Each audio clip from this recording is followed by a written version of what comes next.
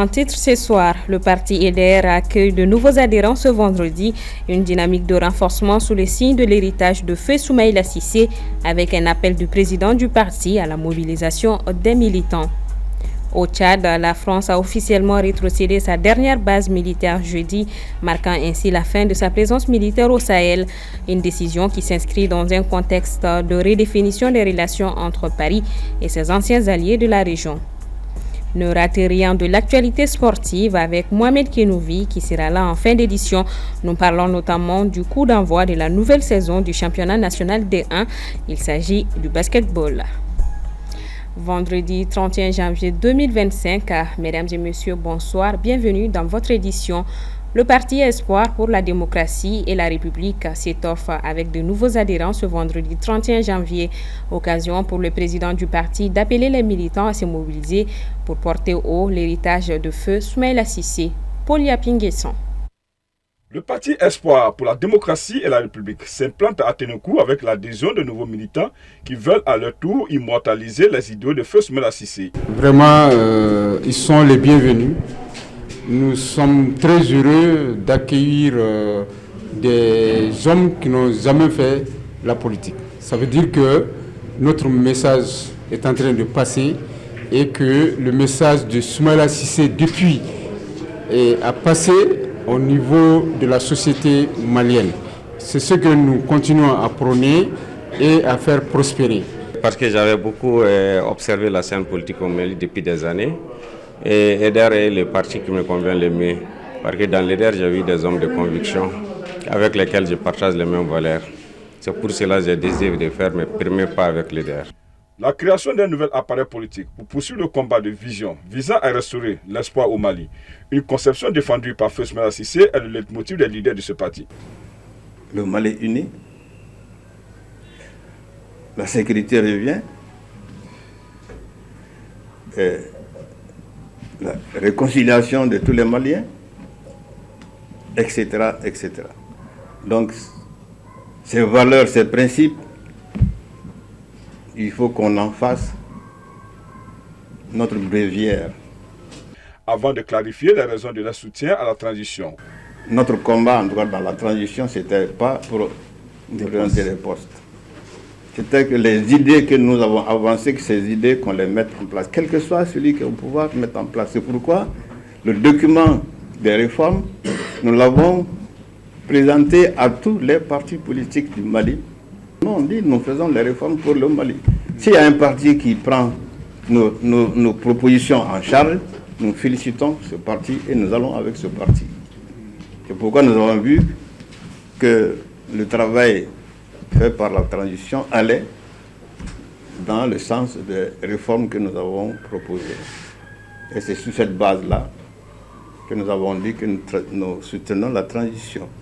Tout en saluant la volonté manifeste des nouveaux adhérents à leur formation politique, le président du parti les invite à être des militants actifs en vue de l'atteinte des objectifs du parti et à immortaliser les idéaux de Feu Soumaïla Cissé.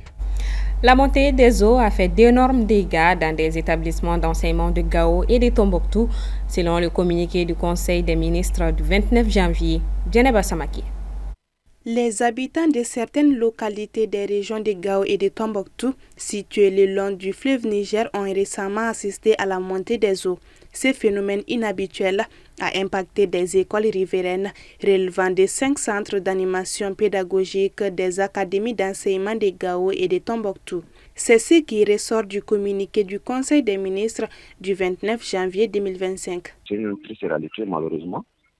Mais quand vous constatez dans les cercles de Gao, il y a les communes rurales, par exemple commune Soni à Libert, commune Gunzourei, Tacharan, et ainsi de suite, qui ont des écoles qui sont construites, n'est-ce pas, souvent dans les Gourma, comme dans les Hausa, qui sont avérés des endroits, en tout cas, qui sont aujourd'hui encerclés par la crue du fleuve Niger, qui a mis vraiment ces enfants-là en chômage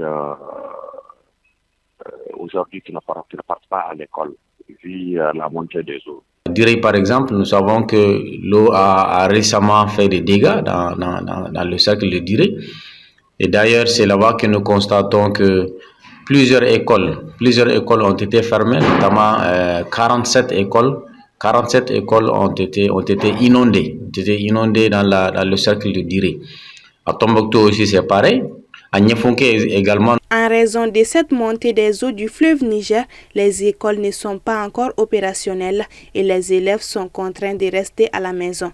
Des sources confirment que le gouvernement a entrepris l'installation des tentes comme espace d'apprentissage temporaire et le redéploiement des élèves dans des établissements environnants. Dans tous les cas, la délocalisation, n'est-ce pas, des élèves d'un point A à un point B peut jouer sur leur apprentissage, mais en espérant qu'avec la débris qui a plus ou moins, en tout cas pour le moment, on ne constate pas quand même la crue. Donc on se dit que dans ces 2 jours, dans 2, 3, 4 semaines, la situation sera stabilisée. Les enfants qui sont scolarisés, ils partent à l'école. Ils partent à l'école dans les lieux d'accueil. La plupart du temps, dans les lieux d'accueil, ils sont accueillis dans les écoles de ces endroits-là. La baisse du niveau d'eau constatée cette semaine, selon nos sources, pourrait être une bouffée d'oxygène les jours à venir pour les apprenants. En bref, le Premier ministre, le général Abdoulaye Maïga, a reçu ce jeudi à Bamako une délégation d'investisseurs ghanéens conduite par Michael Mahama, représentant de la société Roscan Gold. Cette rencontre stratégique pour le secteur minier intervient 2 semaines après la visite officielle du chef du gouvernement malien à Accra, témoignant d'une intensification des relations entre les 2 pays qui ont mis en lumière leur volonté commune de dynamiser leur coopération économique, particulièrement dans l'exploitation de l'or. Cette collaboration dans le domaine minier s'inscrit dans une vision partagée pour renforcer les liens économiques et diplomatiques avec des perspectives de croissance et de développement mutuels. La richesse culturelle du Mali brille à nouveau avec 9 jeunes artistes qui vont entamer une tournée nationale dans le cadre de la caravane Orange Music Talent. Le lancement a eu lieu ce jeudi 30 janvier au siège d'Orange Mali. Un reportage d'Ibrahim Babi. Les 9 jeunes artistes vont sillonner les différentes régions du Mali pour présenter leurs performances artistiques ainsi que leur single Anka Mali. Après une résidence artistique d'1 mois au sein de Doni Blon, école emblématique du savoir et de la création, les finalistes s'apprêtent à parcourir les régions du Mali. Le coup d'envoi a été marqué par un concert vibrant animé par ces jeunes artistes et de figures légendaires telles qu'Amadou et Mariam. Orange Music Talent est bien plus qu'un simple concours. Il a pour objectif de révéler de nouveaux talents tout en mettant en lumière la richesse culturelle malienne. Au sein de cette résidence, ils ont également enregistré une hymne au nom du Mali. Et chacun des 9 talents ont eu droit à un single enregistré par Orange Mali. Donc après tout cela, aujourd'hui nous avons fait cette cérémonie pour présenter l'hymne à nos officiels et également présenter quelques singles de ces talents-là. Après le mois de Ramadan, nous allons organiser un grand concert au Palais de la Culture afin de présenter nos talents à tout le Mali et au monde entier également. Cette initiative n'a d'ailleurs pas manqué d'enthousiasmer les nouveaux artistes. Vraiment, on est très émus, très contents. Vraiment, aujourd'hui, Orange nous a donné une chance immense de venir vraiment montrer notre talent. Ça a été, je dirais, plus que ça même, parce qu'on a vraiment appris beaucoup de choses. On a acquis de la connaissance, de la compétence aussi. Pour la représentante du ministère de la Culture, Fadimata Wallet Agatan, cette initiative s'inscrit parfaitement dans la politique culturelle du gouvernement qui a consacré 2025 comme année de la culture. Quant à Fantoroma Aristide Sanon, directeur adjoint d'Orange Mali, il a rappelé l'engagement indéfectible de l'entreprise dans la promotion culturelle, faisant d'Orange Mali le premier sponsor officiel des arts du pays. Avec cette caravane, le Mali célèbre non seulement ses jeunes talents, mais aussi la richesse de sa diversité culturelle. Une tournée qui promet d'unir les cœurs et de faire rayonner le patrimoine malien à travers ces régions. Direction le Tchad, où la France a rétrocédé hier jeudi sa dernière base militaire, une étape historique qui marque la fin de la présence française au Sahel. Aminata Keïta. Après 65 ans de présence, la France a rétrocédé sa dernière base au Tchad. Il s'agit de la base sergent Adi Djungossé de N'Djamena qui vient de boucler définitivement la présence française au Tchad conformément à la volonté des autorités tchadiennes, a annoncé l'état-major de l'armée du pays. Le Tchad tourne une page historique de ses relations avec la France. Lors d'une cérémonie à N'Djamena, le président Mahamat Idriss Déby Itno a officialisé le départ définitif des troupes françaises de son territoire, concluant 125 ans de présence militaire. Le dernier avion français a décollé jeudi après-midi de la base de Kosseï à 15h50 selon l'autorité tchadienne. Les personnels et matériels de combat ont été transférés en France. Seul reste sur place des conteneurs qui seront ramenés par voie terrestre et maritime. Les 180 derniers militaires ont quitté le sol tchadien dans la journée. Ce matin, le président tchadien Mahamat Idriss Déby a salué le départ définitif et complet des forces françaises stationnées au Tchad, estimant qu'il s'agit d'un retrait historique marquant aussi la fin de la présence française au Sahel. Cette décision fait suite à la dénonciation par le Tchad des accords de coopération militaire de 1978, révisés en 2019, qualifiés d'obsolètes par le président Déby le 1er décembre dernier, avant d'ajouter, je cite, « Nous ne rompons pas nos relations avec la France », fin de citation, a-t-il déclaré. Cependant, il précise que cette rupture ne concerne que la dimension militaire de la coopération. Le Tchad était le dernier point d'ancrage de la France au Sahel. Il marque la fin d'une longue histoire remontant à l'arrivée des troupes coloniales françaises au Tchad en 1900, mais également au Sahel où Paris a compté jusqu'à 5000 militaires dans le cadre de l'opération anti-djihadiste Barkhane, stoppée fin novembre 2022. Avant le Tchad, le Niger, le Mali, la Centrafrique et le Burkina Faso avaient enjoint à Paris de retirer son armée de leur territoire après des années de présence militaire. Le Sénégal aussi négocie le départ de troupes françaises d'ici fin 2025. Ce retrait final des forces françaises du territoire tchadien marque un tournant majeur dans les relations militaires entre les deux pays. Le Tchad a longtemps été considéré comme un allié stratégique de la France dans la région sahélienne. La base Sergent Adjidj Gossein de N'Djamena, dernière à être rétrocédée, était un symbole fort de la coopération militaire franco-tchadienne. L'Agence des États-Unis pour le développement international, USAID, a suspendu ses programmes dans plusieurs pays africains, dont le Mali, suite à une directive de l'administration Trump imposant un gel de 90 jours sur la majorité de l'aide étrangère américaine. Cette décision, annoncée le 27 janvier 2025, vise à réévaluer les priorités de l'aide internationale des États-Unis. La suspension affecte des programmes cruciaux, notamment la fourniture de médicaments essentiels contre le VIH, le paludisme et la tuberculose, ainsi que des services de santé pour les nouveau-nés. Cap sur la RDC, le président congolais Félix Tshisekedi a exprimé sa frustration face à la passivité de la communauté internationale concernant la crise à Goma. Commentaire signé Paul Yapinguesson.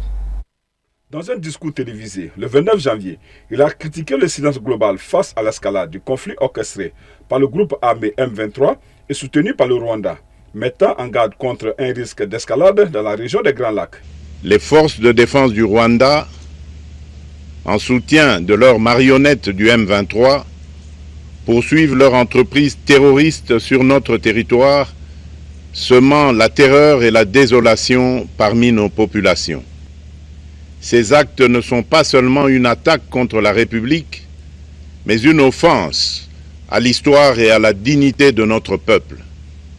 En ces moments difficiles, je vous appelle à la résilience et surtout à la résistance. Face à cette situation, permettez-moi de vous rassurer. Une riposte vigoureuse et coordonnée contre ces terroristes et leurs parrains est en cours. Mais ce combat n'est pas seulement celui des FARDC. C'est le combat de tout un peuple. Le combat de notre identité congolaise, à tous nos compatriotes, dans chaque province, chaque ville, chaque territoire et chaque village, ainsi que ceux de la diaspora, sans distinction d'appartenance ethnique ou politique. Unissons nos efforts. Malgré de nombreux appels à cesser le combat, notamment de l'ONU, des États-Unis, de la Chine, de l'Union européenne et de l'Angola, aucune aide militaire ou financière n'a été annoncée. Pendant ce temps, le M23 et l'armée rwandaise contrôlent la majeure partie de Goma, laissant la ville dans le chaos avec plus de 100 morts et un demi-million de déplacés depuis début janvier.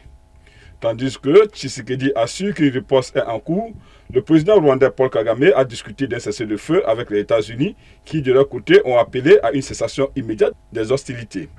Les tensions restent élevées et les États-Unis ont conseillé à leurs ressortissants de quitter la RDC après des manifestations violentes à Kinshasa. Au même moment, Pretoria hausse le ton. Toute attaque de l'armée rwandaise contre le contingent militaire sud-africain qui fait partie des forces de la communauté de développement de l'Afrique australe dans l'est de la RDC constituerait une déclaration de guerre, a déclaré ce 30 janvier la ministre sud-africaine de la Défense, Angie Mosika, en se référant à une déclaration de Cyril Ramaphosa. Nous allons à présent parler sport avec Mohamed Kenouvi qui vient de me rejoindre sur le plateau. Bienvenue Mohamed. Merci beaucoup Maritou. Alors c'est déjà la 11e journée de la Ligue 1 Pro. Oui, cette 11e journée débute demain, samedi 1er février, avec 3 affiches. À partir de 15h45 au stade Salif Keita de Kati, l'USFAS sera opposé à Binga FC. À 16h du côté du stade Mamadou Konaté, les Étoiles du Mandé reçoivent l'AS Korofina. À 18h, l'US Bougouba sera face au FC Diara sur les mêmes installations. Dimanche à 15h45 au stade Salif Keita de Kati, Afrique Football Elite a rendez-vous avec l'AS Police. À suivre à 16h au stade Mamadou Konaté, le choc entre le Djoliba AC et l'AS Real de Bamako. Et à 18h, toujours au stade Mamadou Konaté, le stade malien va en découdre avec l'AS Bakaridjan. Cette 11e journée s'achève lundi avec la rencontre entre les 11 créateurs de Nyarela et l'US Bougouni, prévue à 16h au stade Mamadou Konaté. Basketball donc, championnat national D1, coup d'envoi de la nouvelle saison. Oui, après le double sacre du stade malien de Bamako qui a raflé les 2 trophées de la Supercoupe du Mali vendredi dernier en s'imposant face à l'AS Police chez les messieurs et au Djoliba AC chez les dames, place au championnat national pour le compte de la nouvelle saison. Le coup d'envoi a été donné hier avec quelques affiches sur les 2 tableaux chez les messieurs. Le CRB de Tombouctou s'est imposé sur le fil et au bout du suspense 62-61 face au promu, le centre Mamoutou Khan de Kalabankoro. L'AS Police de son côté a également pris le dessus sur le promu face au Kanou 65-53. Chez les dames, belle entame pour l'AS Police qui a dominé l'AS Commune 5-74-55 et Calaban Sport Club a pris le dessus sur le CRB de Tombouctou 57-39. Ligue des Champions, cette fois-ci, les affiches des playoffs sont connues. Le tirage au sort des barrages de la Ligue des Champions a eu lieu ce vendredi à Nyon, en Suisse, 2 jours après la fin de la phase de Ligue du nouveau format de la C1. Les 16 équipes ayant terminé la phase de Ligue entre la 9e et la 24e place connaissent donc désormais leurs adversaires. Le PSG défiera le Stade brestois pour une place en 8e de finale, tandis que Monaco a hérité du Benfica Lisbonne. Le choc de ces barrages opposera Manchester City, qualifié lors de la dernière journée, au Real Madrid. Les 2 cadors vont se retrouver en Ligue des Champions pour la 4e année consécutive. La Juventus, de son côté, jouera face au PSV Eindhoven, tandis que l'Atalanta Bergame a hérité du club Bruges. L'autre club italien en lice, l'AC Milan, sera opposé au Feyenoord. Le Bayern Munich va affronter le Celtic Glasgow, alors que le Borussia Dortmund sera opposé au Sporting Lisbonne. Les matchs allés de ces barrages, pour rappel, auront lieu les 11 et 12 février prochains, alors que les matchs retour sont fixés entre le 18 et le 19 du même mois. Merci beaucoup, Mohamed Kenouvi. Je vous en prie, Marie-Jo. Le rendez-vous est pris pour vendredi prochain. Inch'Allah. Et avant de nous quitter, voyons ensemble la une de Journal du Mali. Retour à l'ordre constitutionnel, jusqu'où ira la classe politique, titre l'hebdomadaire cette semaine. Malgré les récents signaux positifs pour l'organisation des élections, le gouvernement n'a toujours pas annoncé de chronogramme pour la tenue du scrutin présidentiel. une situation qui irrite la classe politique. Le Journal du Mali parle également de la réorganisation du trafic aérien dans l'espace AES, du bilan mitigé de la loi 052 et des chances des aigles pour la CAN 2025. Le Journal du Mali est gratuit et téléchargeable sur www.journaldumali.com. C'est ce qui referme ce 1945. Merci de votre constante fidélité. Bon week-end à toutes et à tous.